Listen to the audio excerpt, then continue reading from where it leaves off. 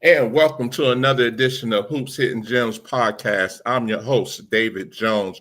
Want to thank everybody as usual for tuning in tonight on this Sunday night.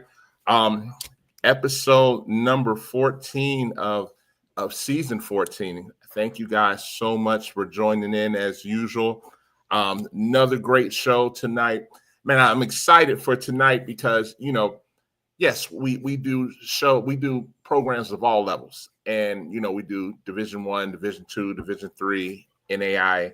And tonight's guest I wanted to bring on because people don't understand how good NAI basketball is, and the guest tonight he does a magnificent job at Langston University. It's one of the powers in NAI, and a lot of you guys don't understand that you guys can't play here. A number of you can't play here, and that's not a knock, but it's to understand how good this program is. I want to welcome, as usual, Coach Chris Vincent from Langston University in Oklahoma. How you doing today? I'm doing awesome, man. I appreciate you having me on tonight. Sunday night, I wouldn't want to be Um, anywhere else. oh man, thank you so much for coming on. Man, you run a great program out there. And when I reached out to you, I wanted the people to know how good that program is and to talk more about NAIA basketball. So we'll jump right into it. Tell us about Langston University. Yeah, I mean, Langston is it's an awesome place. First and foremost, it has the capabilities to be really successful, right, as both an academic and athletic, institution. I think it's one of the best, HBCU, universities in the entire country, to be quite honest. I think the family atmosphere that it creates, the administration that we have at hand, I think we have great coaches in all sports. But it really is just an unbelievable place. And I think you hear that feedback from a lot of, players and student athletes, as well as just regular students, that have bounced around at different schools. If they were a PWI or a Division I school or even other HBCUs and have come here, their experience has been, off the charts, and that's something that, I think is really special as a coach. But, in terms of recruiting and, in terms of just retaining student athletes, which is kind of hard in this day and age, I think it's a really great place. It's somewhere that they love to be every day and somewhere that I love to be every single day around them and also around the people that I work with. I can imagine. And, the success you're having there has been phenomenal over these past couple of years. This last season, that just went by was with 31-3. Mm-hmm. Man, how big. You made it to the NAIA, round of 16, correct? Yeah, correct. Yep. And, that's not an easy task. And, you went further in the past also. So it's just one of those things where I want people to know, I mean, you run a high-level program. And to be quite honest, during that preseason, a lot of Division 2 or Division 1 teams were like, "No, we're not playing them. We're not playing them. We don't want that because they don't want to come out on the wrong side of what's supposed to be a money game." You know what I mean? Right. Yeah, I mean, you're right. And I think it's cool, that to be in a position of where we are, to piggyback off, last season. I think that we've done a really good job recruiting and, signing some really good, players and talent so far in the spring and early summer. And to get back to, those bye games, it's kind of hard to find exhibition games. Like, luckily last year we were able to play Baylor, which was great. Their former assistant, Tony Green, was a Langston coach at one point. And this upcoming season, we're playing LSU. So wow. I think they're going to be probably top 5 in the country at that point. So, yeah, it's a great experience. But, yeah, I mean, we got to play some of the best of that level to even get a bye game. But it's a great experience, for us as a university, but also for the players. And listen, and, that's why I wanted to bring you on tonight, because with you having the level of success that you have, you run this like a Division 1 program. So you get out there and you recruit just as heavily as anybody else does. You get some of the drop down players, whether it be Division 1, Division 2, you get JUCO players. Tell us a little bit about that. Yeah, I think, obviously this place, right, you have the ability to get, really good talent across the board. It's not just, women's basketball. I think you're seeing that in a lot of different sports. But, for us, we're very fortunate to be able to, attract that type of talent. This past season, I think we had about 7 Division I transfers at some point that have been, at that level. I had brought in 4, and 3 of them just went back up with that new rule that they just put into place. And, I'm really happy for them, man. They trusted to come to a place like this. And, I'm just happy that those schools, recognize that, they're in a really good place. We're coached well. We're in a winning culture, which I think is really important to them. And, I'm really excited to see what they can do. Diamond Richardson signed with Wichita State. Jordan Brown, it came, she was a 2-time. Diamond was actually at Cal Poly and Pacific and couldn't really get it going, came here and, was really good for us. So she's on her way there. She just got there actually today for summer session. Wow. Jordan Brown, it came, she was 2 years hurt at Tarleton State and Northwestern State. Took a chance to come here. Loved the HBCU environment that Langston provided. So she ended up going to NCA&T, who just won the Colonial. So she wanted to stay in kind of that realm of the HBCU, and I love that for her. And Jordan Connor just signed with Oral Roberts. So I'm really proud of all 3 of them. And then our All-American, Michaela Woods, who was really successful at the D1 level. She was about 15 a game as a freshman at UTSA, and she was at Sam Houston and Jackson State. She ran out of eligibility, but she's going on to play pro. But, all of them, I'm super happy. Not only can we attract them, but, with the rules that they kind of have right now, you're able to force them back if they got an extra year for grad school. So just really, really excited for them. I love what you just said, because that's the main reason I brought you on tonight was, I wanted to be adamant of, a lot of people have this false narrative of, if I'm going NAI, oh, this is my last stop, this is my last chance. And that's so far from the truth. You just said it yourself. You can go pro from NAI. You can go back up now.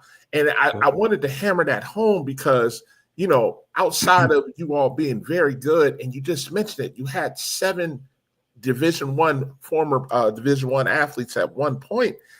People don't understand. And, some people think, oh, if I drop down NAI, I'm going to go down there and kill. And you could very much end up the 9th or 10th player, very much so. Yeah. Yeah, I think it's really what you see and what you're around. You got to put eyes on the people and the players, coaches included, to see, what really good, exactly what I just said, players and coaches there are at this level. And for me, I'm going to be quite honest, it was an awakening for myself included. I'm a Northeast guy originally. So, NAIA and JUCO to an extent isn't really big, where I'm from in Connecticut and in the New York area. The JUCOs are towards, the South and the Florida region, towards the Midwest. And, the same thing for NAI. There's, I think, just one NAI school in New England. So a lot of people just don't have an idea. And when I had left the Division I level, I went from Yale to, I wanted to jump into the JUCO route. And I went to Miami-Dade just to experiment a little bit into that kind of culture and, the level of talent. And that was really good for me, but that was also eye-opening. It was like, man, there's really, really good talent. There's really good, you were able to recruit, and then you're able to, push them on to some schools. So I think the networking part was really, really important. And, then I went to Southern Miss, and then Coach Wright ended up giving me a shot here at Langston. And, then that was my first really NAIA type of eye-opening experience. I'm like, man, this is a really, really good level. And I think that you have to see it in order to believe it. And I think that's the case for a lot. I think that people now, this is my 3rd year at this level, going into my 4th. I would say it's a hidden gem, kind of as what you were speaking to. There's a lot of good talent. It's scholarship level. I think you have a unique amount of schools. There's a ton of schools in the NAI. Many people don't really understand the history, how it was started even before the NCAA. And there's a rich tradition of that. And then you got schools across coast to coast. You got a lot of Christian-based schools, you have HBCU schools, you have, state schools. So, I think it's a great, great balance of everything included. And I think you see a lot of talent, in these last couple of years of players just being able to come from a lot of different places. So, with that type of experience, that makes me want to jump into this next question. What's a typical day like at Langston? And I want people to understand this. When you come, of course, you're going to have class, but do you practice in the mornings? Do you practice in the afternoon? Or is that based on, your team's class schedule? How does that work? Yeah, typically we practice together as a group, in the early evening. With our group, I'm very fortunate that they get in the gym, without me or my staff having to say so. A lot of times I've been at places where you have mandatory group work at this time and this time in between, certain classes, and then you got to mix in your study halls and, team meetings and team film. And I think that this place and the players that we've been able to recruit, so much of it has been on their own. And, for me as a coach, it's kind of a breath of fresh air where, it's 11 o'clock in the morning in between classes and you see 4, 5, 6 of them on both sides using the gun, getting up shots, or it's group work with a grad assistant or a manager. That's so much easier, on a coach to know you don't have to harp on it. They're hungry. No matter where they're coming from, they're all coming with the same mentality. They're coming with the same mindset. We're coming here to win a national championship. That's our goal. And in order for that to happen, you got to do a lot of things behind the scenes. So they get a ton of work on their own. We'll even have a 4:30, 5 a.m. breakfast club in the preseason where I didn't know how it was going to work out. It was a voluntary situation, and one of my assistants started it. And next thing you know, he's like, man, we had 6 of them today. We had 7 of them today. It's just that trickle down effect. If you got hungry teammates that are going to push each other, I mean, that's a coach's dream. So in order to not have to, harp on that, that's great. And I think that's kind of what can take certain programs to the next level. So, and you just, as you were talking, you mentioned development. How big are you on player development? I mean, huge. I mean, right now it's a little bit different because a lot of these players are coming from a lot of different programs, philosophies, and had different type of schedules, and different coaches that may have harped on, different things throughout their process. And if you have them for a year or two, you got to, in that developmental process, do things very quickly. I think you got to be concrete. I think you have to be kind of meticulous in how you do things, kind of pertaining more towards your style of play and your development that's kind of tailored to what you do on the court, and it could be hard, right? You're not getting necessarily freshmen right now. Like, we're a very, very transfer heavy school. In my 2 years, we've only signed 1 freshman. We have an incoming freshman this year. I think our average age is around 20, about 22 and a half, and that's pretty old, but that's something that Langston can really provide, is getting those transfers that, didn't really work out at one place or another. I'm going to take a chance on you. I know that we can do really good things, development as a student, but also obviously as a player. But you got to do those things quickly, and I think you got to relate really well. And I think if they're able to understand what you're really trying to do, I mean, it can work out. And the developmental factor was really big. We got a couple players that really excelled in that category. We're averaging single digits, in points, and we had I think 4 over 10, 11 a game this year. There were single digits before that. 3 of them had propelled now to the D1 level. So in that year time frame, I think that was something really important. I think without the player development aspect, you kind of have a baseline. So yeah, you got to do things team oriented, and you got to have a system in place. But that player development, that's huge. That's huge.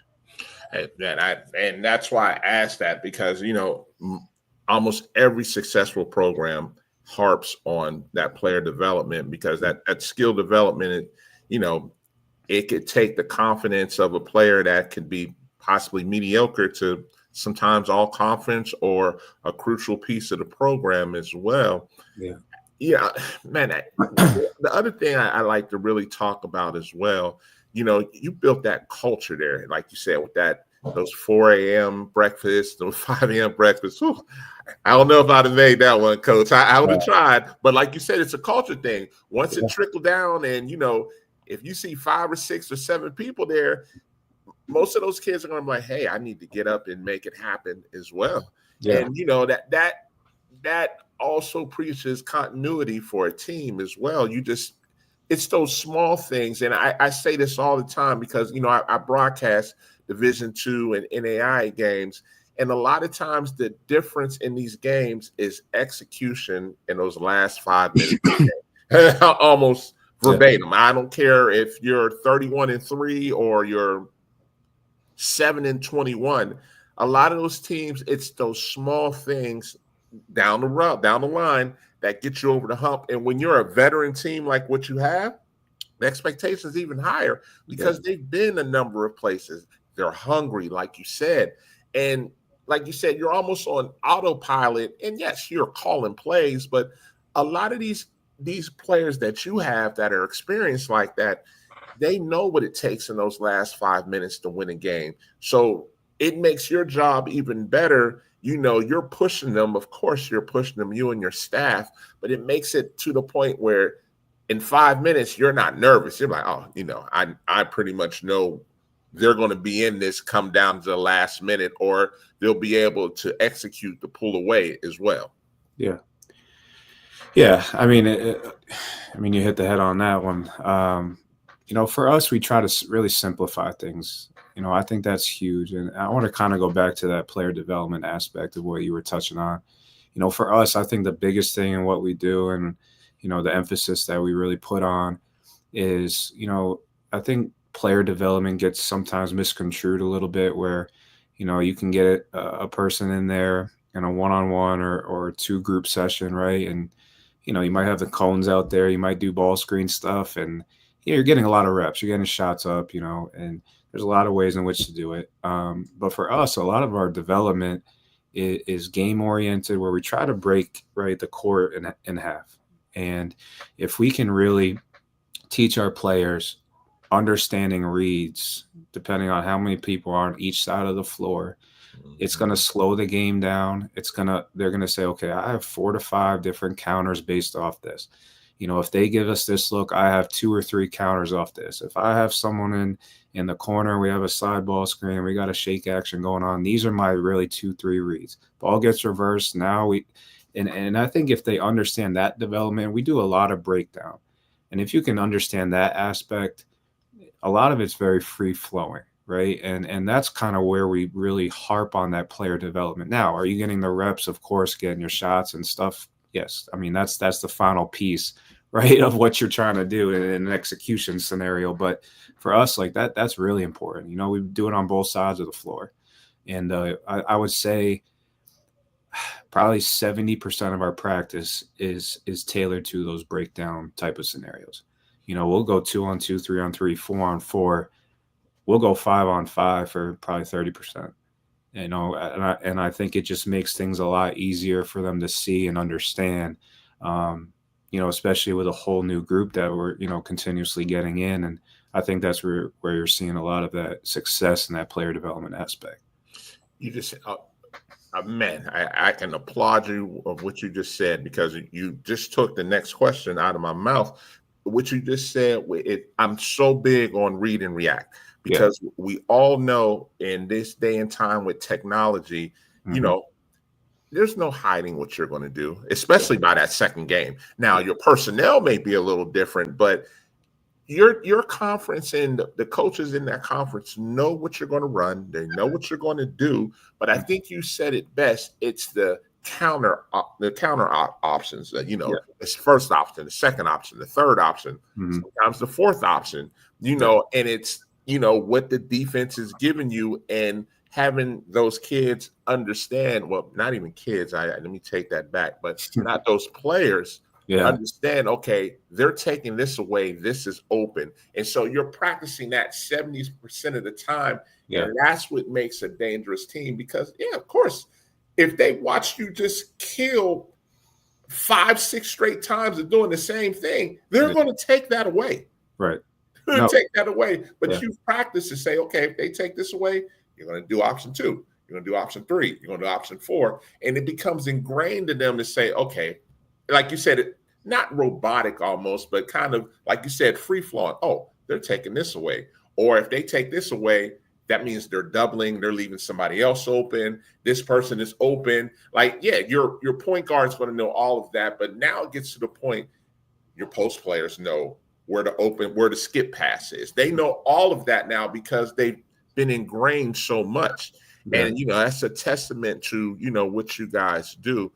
Let me add, and with that being said, when you go out and recruit, let me start by asking this.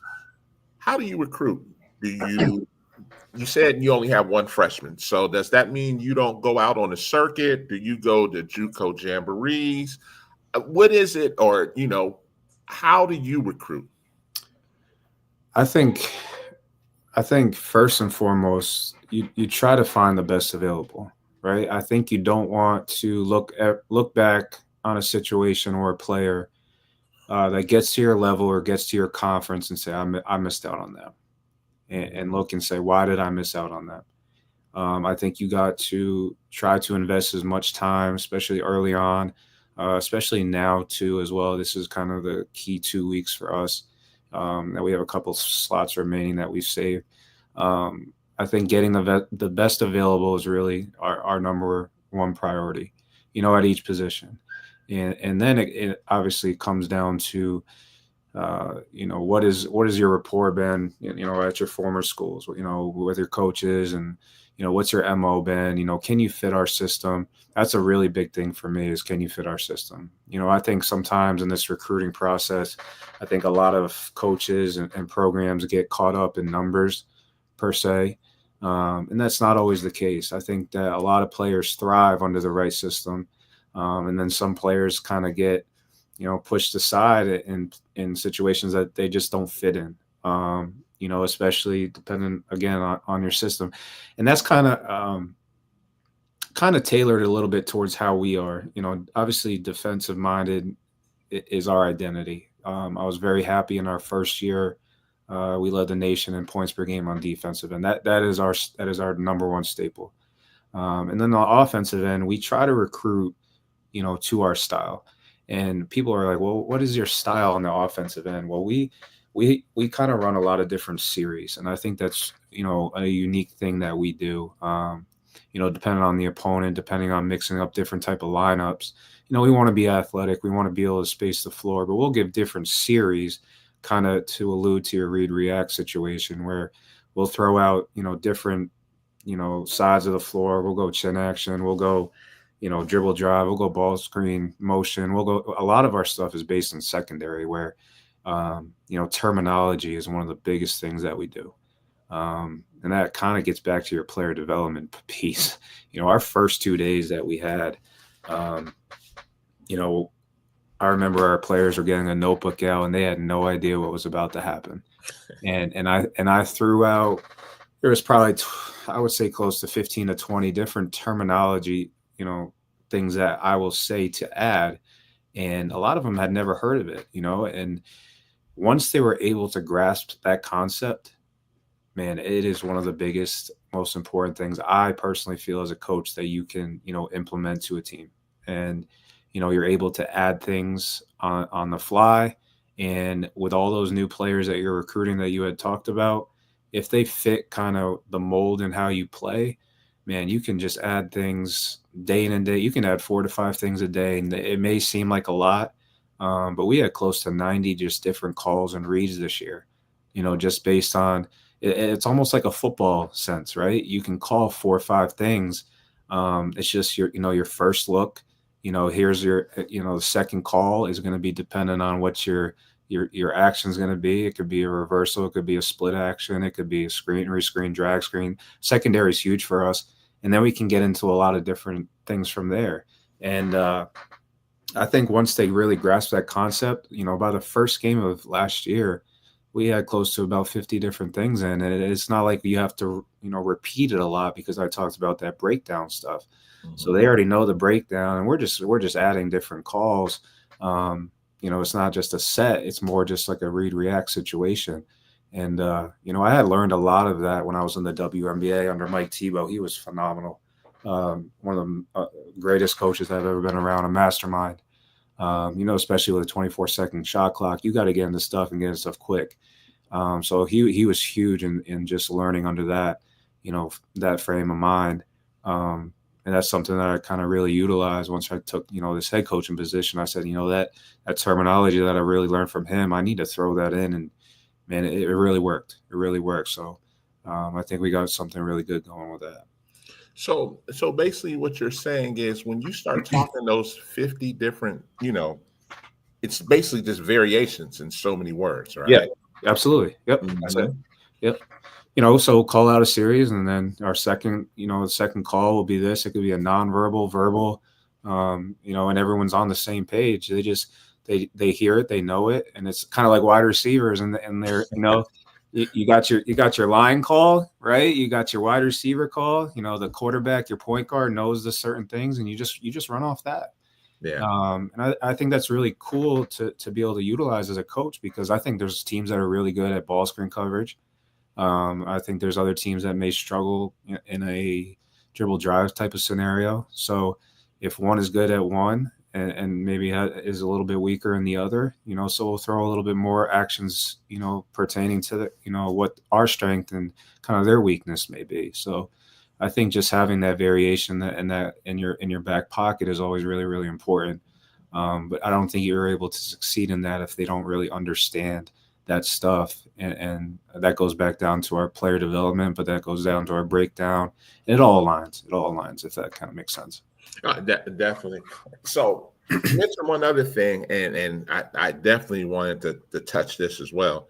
You're defensive minded.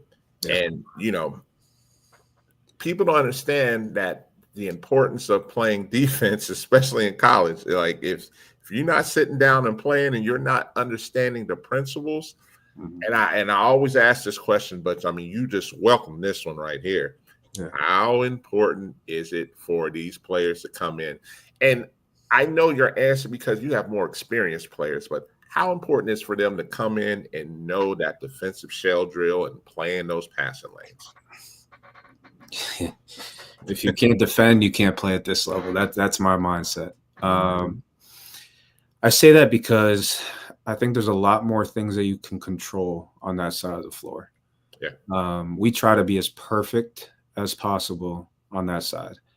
Obviously, the offensive end, we don't put as much handcuffs on our players in terms of, you're going to make a mistake here or there. You're going to miss shots. Like, there's going to be some, mistakes, right, that you can't control as much.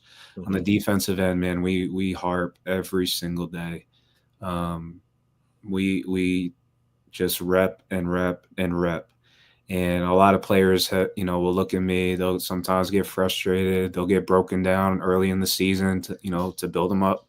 And they may have thought, even at the highest levels that they have been at, that defense was good enough. And, for our identity, it's not. We averaged 49.5 a game until our Sweet 16. I think we were finished at like 50.7 points per game. So, if the team score more than 10 and a quarter, that I'm fuming. I'm fuming.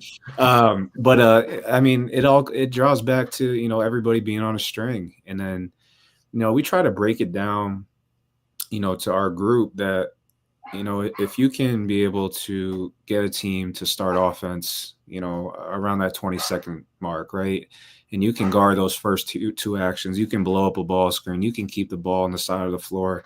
They can get to around the 10. Can we get them to the 10? And can we execute those next two actions? And then can we finish with a rebound, no offensive rebound?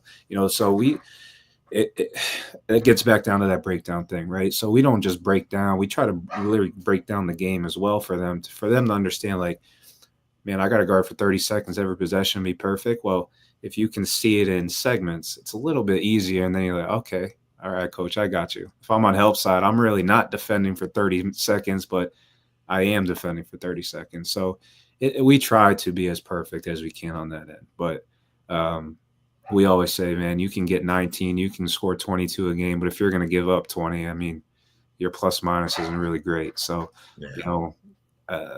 the defensive end is something that, is huge. And I think, we were obviously good this year, but we recruited, some players that we did have a couple weaknesses and some loopholes in what we did. We added a lot more length. We added a lot more size, athleticism, shot blocking to our front court, a couple of bit longer wings on the perimeter. So, that's something that we were good, but we want to be even better, at next year. Let me ask you this, and just listening to you talk, I'm like, I could talk to him all day. We talk the same language. How important is it? Because it's not that it's complex, but it is a situation where these kids need to process what you're saying. And it's a saying that I used to say all the time on the AAU side for kids, if they're trying to get to the next level. I used to always tell them, the faster you can process what the coach is telling you and understand it and go out there and actually execute is what's going to get you on the floor. Yeah, no, 100%. And I think if they understand, going back to what I think is one of the biggest things in this game, right, is that terminology piece, right? If they can really understand what you're saying, how you're saying it, and the conviction in what you're saying, it makes, their understanding a lot easier. It makes the process, but it also makes being able to add things and then picking things up a lot more clear, because they're speaking your language now, right? There's no, especially in a huddle or a situation or a practice, man, you get through things so much easier and quicker when you can just throw out without having to bridge a gap in a language barrier sometimes that coaches, the players have. I think that's one of the biggest, me personally, one of the biggest things that a lot of these programs deal with, especially now with getting players for a year, then they go and then you're getting a whole new group. You got to be able to teach quickly. Yeah. I mean, you have to now. So, you don't have to, you can't say, oh, well, in 2-3 years, they're going to be pretty good. Yeah. I mean, they get on campus, they got to be good in 60 days, ready to go. So, how do you get them to that point, that first game? And then, what do we get? About 35 practices. So in that time frame, man, you got to be able to do things intentionally, right? And it's got to be where everything aligns, but they get it and they understand. So there's a lot of classroom work that has to be involved now in this day and age. Kind of what you were saying about that with the, your situation, the AU, it's the same thing. They have to understand what you're saying, how you're saying it. And I think that's one of the real keys right now to our industry. Well, and I ask that because I also say this as well. Don't ask during the game, I don't understand. There's nothing wrong with saying I don't understand, but that time to say that is in practice or in the film room. Yeah. Yeah. I mean, you should never be shy. I mean, you'll get players that they feel like if they ask, they're holding up practice, which you're not. We want to be able to correct, right? Exactly what you said. I'd rather you do it now than in a game. But I think that for me, you have to make it where it's an inviting thing for them to want to do. Yeah. And then it's a trickle down effect. If one or two asks, right, and you're approaching it in a teaching manner where you say, hold on, guys, and they feel comforting that they asked that question. Mm-hmm. Well, man, by God, in that 4 possessions later, someone else can be like, hey, coach, oh, yeah, by the way. and then you're going to get that. But, that's the greatest piece. And sometimes you can rep and rep and rep and rep. But, man, sometimes a lot of reps, but if they're not good reps, we're not getting anywhere. We're not getting anywhere. So I love when players, will ask because, you're able to pause, but you'll be like, hey, so-and-so had a question, but this pertains to all of you. And I know it pertains to the 4 of you over there on the left set baseline. Exactly. Yes. Definitely want to ask it. And then they'll give a smirk like, yeah, you're right. I've been wanting to ask that for about 3 days. So, I think that's great. But, that's something that I think is really important, to just have that. But that gets back to, I think, a relationship with the coach, and I think Exactly. that if they feel like they're always, welcome and open to ask those things, and you have that really good, player coach, kind of bond where they don't feel like they're holding up practice or feel shy, and I think that goes back obviously to day one when they get on campus, but that's a story for another day. But yeah, that's big. Yeah, I would agree with that. So for NAI, do you bring them in the summer or do they come in August? No, they come in August. Okay. That's the one thing that I think it's a blessing and a curse. Obviously you want to get them in the summer, man. I've been a part at that level where you get them for 4 weeks, 6 weeks. They're there all the time. You see them all the time. Mhm. They're getting that extra work. But I've also seen the side of it where players in their third year, they get burnt out a little bit. I think I've seen some staffs get burnt out. Some players burnt out, because you're doing it 365. And kind of the way people operate right now, especially players, I don't mind that month and a half break that a lot of them are getting. I think it's really good as long as they have a really good plan being at home. If they're taking summer classes, that's great as well. I'm huge into them not only having a trainer and someone in a group that they have, but also playing in some summer leagues, so they can kind of get all those things. But man, I just think that family, being home, getting clear minded, being around familiar ones that you can't always see, I think that mental side of things is huge. Um, Mhm. we always talk about, Coach Wright.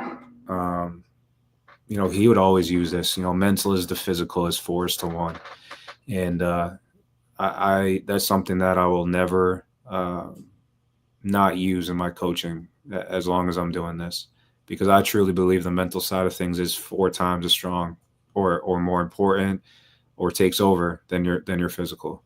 And what we harp on that all the time. Whether it's a stressful time in a game, sometimes it's not 4-1. I always say, man, it's about 16-1 for some of you right now at halftime. But that's the case, and once that takes over, we want to try to make that as small as possible. So headspace is really big, not only off the court but on the court. So sorry to kind of talk about that summer thing, but Oh no, no. I think it's really important, man, to just for them to get that little break. I think it goes a long way. And it's funny you mentioned that because in one of my upcoming shows, I'm going to bring on a sports psychologist, and we're going to talk more about stuff like that. Which Yeah, is it's funny you even said that. It's almost like you were in my head because yeah, some of this, the mental aspect can be draining, and like you said, some players and some coaches can burn out from this. for And it's sure. just finding that medium, whether it be a coach or a player, that can keep you going, to the expectation of whatever the program is, whether it's 365 or it's a month and a half off in the Mhm, summer, and mhm. how you can be effective in that. And, a lot of times, a lot of players don't know, and coaches don't know as well, because that's how the burnout happens. Yeah, yeah. I mean, obviously, we have a great communication line where we're always checking on them to make sure they're not just sitting on the couch. Obviously, those aren't the players that we have. They're always hungry. They're always hungry, man. Yeah. They're always doing something. So we always keep tabs on them.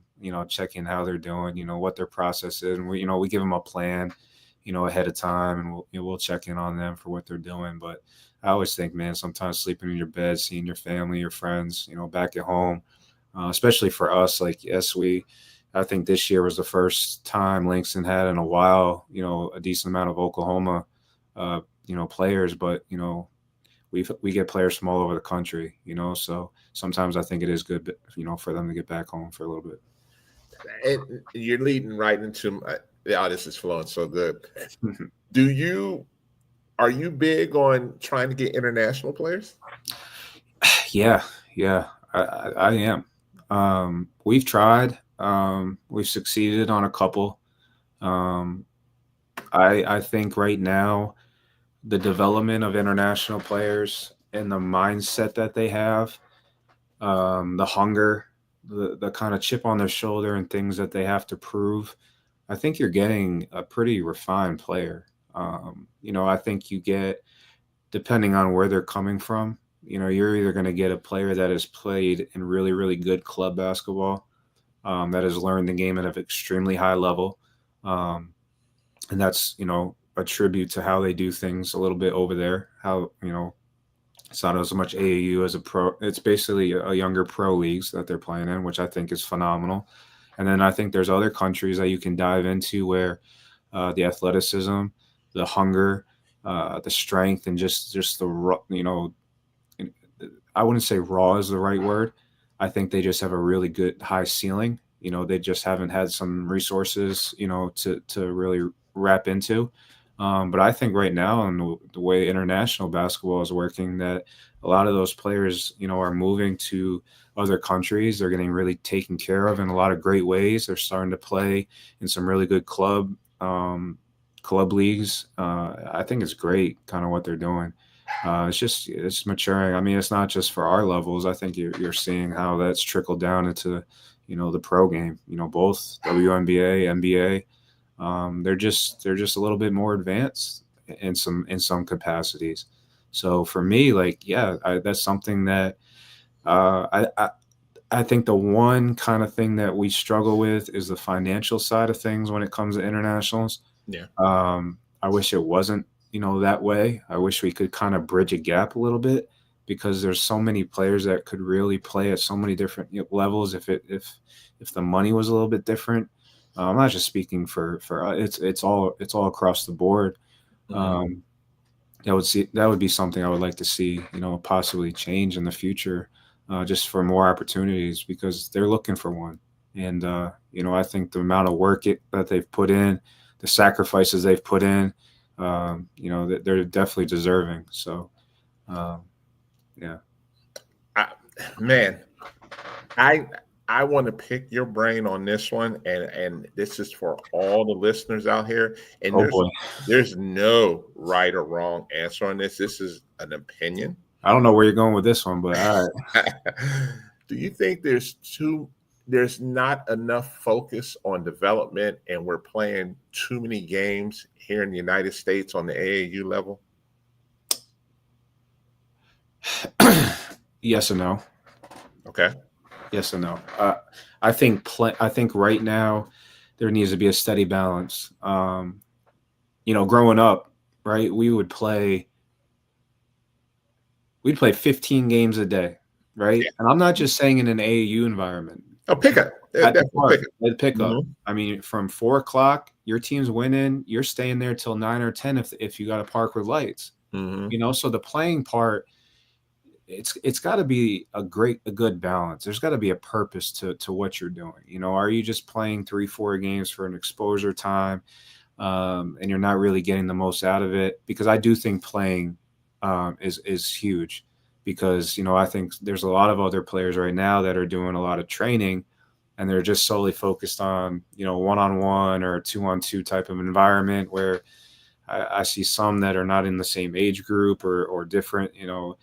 There's a lot of different things going on. I think it's got to be a proper, mixture of both.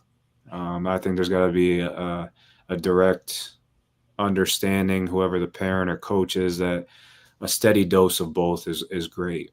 But I do think the playing aspect doesn't always have to be. Man, I love to see more open runs. I love to see more alumni, going back into the gym. A lot of summer programs or some of these college players are playing in those type of environments, and trickling some really good high school players, and those where you're playing against older players, where it's not always has to be a weekend to weekend type of thing in an AAU environment. But I do think there's positives to both. I just think you just got to be careful on making sure you're not doing one more than the other, because they're so important. Both are so important in so many different ways. That's a great answer. I like that. And because of the way you're set up, and because you're so successful, you said it earlier in the show, you know, it's with the understanding when the season's over, there's going to be a number of D1s looking at your players. I broadcast in the Peach Belt Conference. It's one of the better D2 conferences, and everybody knows those kids that are all conference, when the season's over, that phone is going to ring. And it's no different for you as well. Your top 3, 4, 5 kids, it's with the understanding that it's a possibility that they're moving on. And like you said, you're giving their blessing. But does that change the way you recruit now? Because now it's not the fact that your best play, especially your top 2 players, if they come in as freshmen, we're in an environment now where by year 2 or year 3, especially if they're excelling and they're and listening to you just off of this interview, I know there will be a number of coaches saying, yeah, I want his kids. So how does that change your whole dynamic? Because it's with the understanding that good chance they may be gone. I think the perfect word you just used is understanding. I think if you have a clear understanding as a coach to player, player to family, that we're bringing you in, you're going to do what you have to do to the best of your ability, right? That everything else will, work out the way it's supposed to work out. And for me, there's no hard feelings. If there's an opportunity where you did as best as you could, you chose to come here for a certain reason. And if you put in the amount of work that you put in, you trusted the process, you trusted myself, you trusted my staff, but you trusted the university, and it was able to propel you to something that you maybe weren't able to attain beforehand, man, I could never knock you for wanting to go and do that. That's part of also the side of coaching that a lot of people don't kind of recognize or see. Selfishly, would I love to have you back? Absolutely. Now, if you're able to go and, with NIL deals now and all of that, and man, that you only get one shot at this. You got a 5-year window. Some get, depending on your situation, if that's the case, I'm going to be your main supporter. I'm going to help you out. And I have the full utmost confidence in myself and my staff that, we'll get somebody that, hopefully will, replace them and be just as good. But I want what's best for them at the end of the year. And then that's really not lip service. That's a genuine, I've had parents, just even today, like I said, that just got on campus at their new, Division I school, and, just saying, oh, they just arrived, and a picture of them with their new staff, that to me, that's huge. That's why we also do this thing, just to really truly help these, players out as best we can, both on and off the court. It's been great. Let me ask this, and I always love to wrap things up, so to speak, but why Langston over any other NAI Power Division II, JUCO? Why Langston? They want to win. Okay. Now, I say that there's a lot more to it, just that small phrase. Okay, when I say they want to win, it's not myself, right? It takes a village for that to happen. Yes. Right? You have to have an athletic director that wants to win, that's on board. You have to have a president, right? You got to have your deans, your professors that work with you. You got to have, the alumni and donors that are so supportive at this institution that I haven't seen at, a couple of my stops. Like, it's a really strong foundation. Like, they want to win. And when I say they, man, it's a family that, it's from the janitor, right, that cleans our floor every single day. Man, he wants us to win just as much as the next. And those relationships, man, they trickle, and it's genuine. And you see those people every single day, and everyone knows your name. Anyone on campus, and anyone that comes to games, man, they really follow the support, the love they have for just the university.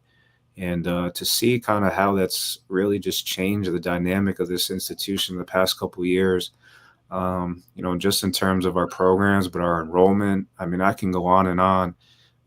But when you have just the people in your back that really push you, and they want to see you succeed, and those alums that are just so proud to wear LU, for the decades that they've been there, and, it's a special place, man. It really is a family. So yeah, when I say they want to win, it's not just a win or loss.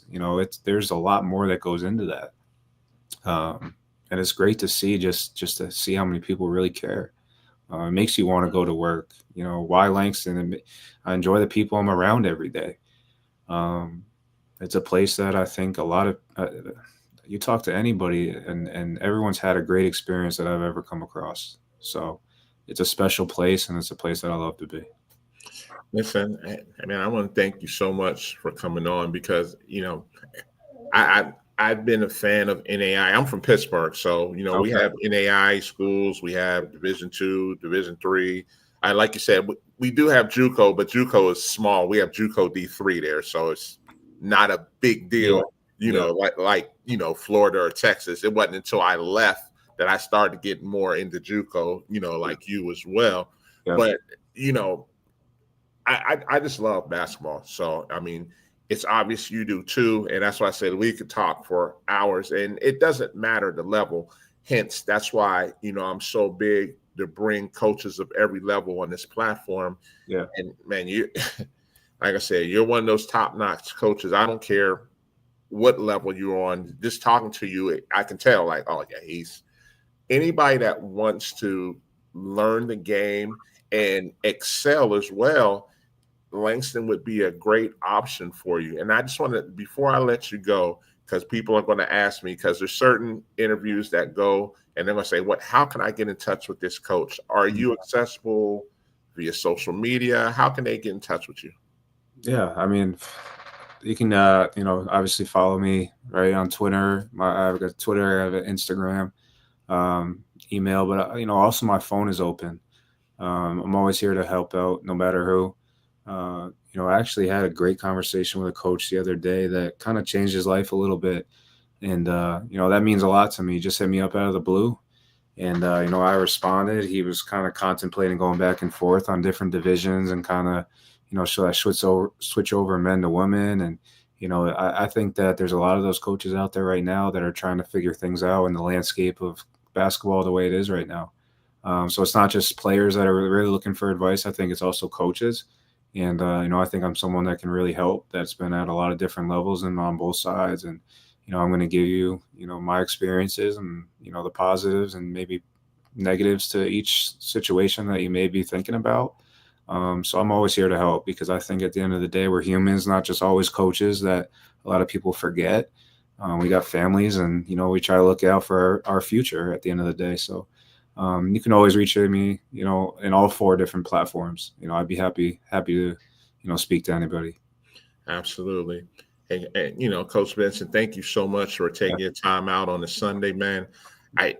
There's a reason why you guys are winners, and, it's the culture, it's you and your staff, it's Langston University. And I just wanted to bring people on, I wanted to bring you on this show so people can understand that, this is a quality option. It doesn't have to be Division I or bust. It doesn't have to be Division II.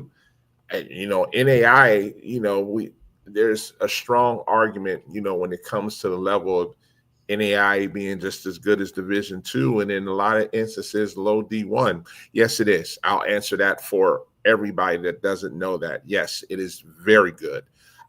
It's one of those things where, you're doing an outstanding job, and your top players, like you said, in the landscape we're in now, you got 7 D1 drop downs. That's that speaks for itself right there. I don't even have to boast that right there in itself, where there's players like, yeah, I'm gonna go to Langston. And for the people that aren't really basketball heads, I like to say, they're like, NAI, why are they going Division I to NAI? And, a lot of times I have to give the political answer, because in my head, I'm like, you have no idea. Yeah. You have no idea how good it is. But man, I like to end with this, especially with you. Anytime you come on this show, you consider family now. Right. I got you. Yeah, you consider family. I know we text, and man, that's why I wanted to bring you on, and I just wanted to thank you again for coming on tonight, man. This won't be the last time you're on this show. Trust me. I appreciate it, man. Thanks for having me. You're doing a great job. So continue it. Man, I appreciate it, man. We'll talk soon, okay? You have a good night, okay? All right. All right. You as well. Have a good All one. right. All right. Uh-huh. Listen, I tell people all the time, there's a reason why I do what I do, and I bring coaches on from different levels. And that guy right there, he could easily coach on numerous levels, and he has, as he told you all. And that just goes to show you, stop sleeping on certain levels, thinking, oh, it's not good basketball. Or what I really hate, where people say, oh, if you walk and chew gum, you can play on that level. That's nonsense. That's complete nonsense. And go where it's a fit. I don't care if it's Division One, Division Two, Division Three, NAI. There's coaches like Coach Vincent on every level that are really good at what they do. And just because you're Division One does not mean you're getting this type of coaching and this type of knowledge. That man's good right there. And I have no problem in saying that. That's going to do it for tonight. Before I leave, boy, we got the Women's Hoops Hidden Gems team camp coming up on June 19th and 20th, where we will have 42 teams from the Southeast, from Alabama, Tennessee, Georgia, South Carolina, and possibly Florida and Louisiana as well. We're waiting on those last two editions right there. We will have 32 coaches. They'll be on Baller TV. This is going to be a very good exposure, non-live period event for girls high school basketball. And I thought it was important because Georgia does have one of the top high school live periods, and I would never step on that because, as a matter of fact, I'll be covering it. So that's never the case. But it's for those kids that get a chance to be seen by Division II, Division III, NAI as well, because they're allowed to come to these events. And I thought I wanted to use the platform and use that team camp for that. Now, don't get me wrong. I will, and I say we will have some of the top players there as well from Georgia and some of these other states that are high major, mid major, low major. Yes, they'll be there as well. But one of the biggest things is it's these hidden gems that I take pride in. And some of these hidden gems do end up going Division One. Some of them end up going NAI, D2, high academic D3 in the UAA conference, which is an outstanding D3 academic conference as well. And the SAA conference. There's a number of good conferences. I can go on and on. JUCO coaches will be there as well.